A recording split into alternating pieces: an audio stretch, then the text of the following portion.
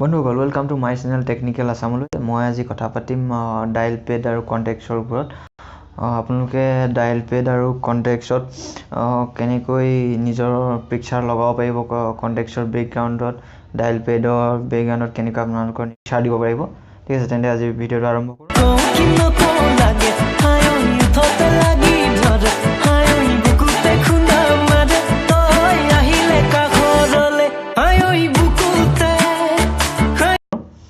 প্ৰথমতে আপোনালোকে যাব লাগিব কন্টেক্টছত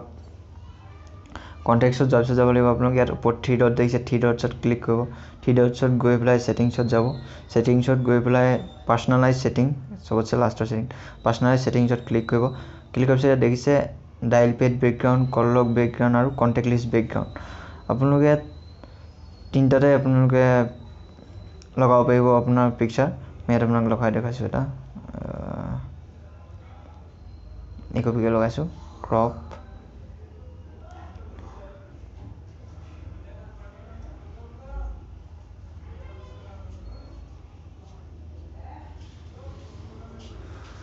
দো গল ডায়াল পেডৰ মই গলে কন্টেক্ট লিষ্টটো মই কপি লগাম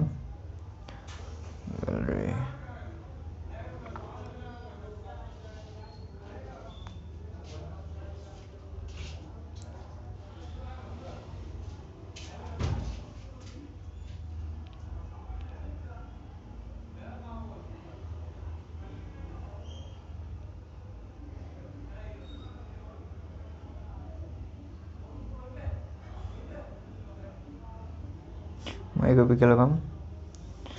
এতিয়া আপোনালোকে দেখিব মোক কন্টেক্টছত যোৱাৰ পিছত দেখিছে এই কপি মই কন্টেক্ট লিষ্টৰ বেকগ্ৰাউণ্ডত এই কপি ফটো লগাই দিছো আৰু ডায়াল পেডতো আছে ডায়াল পেডত চাই এই কপি মই অথনি এতিয়া লগাইছিলো যে এই কপি ফটো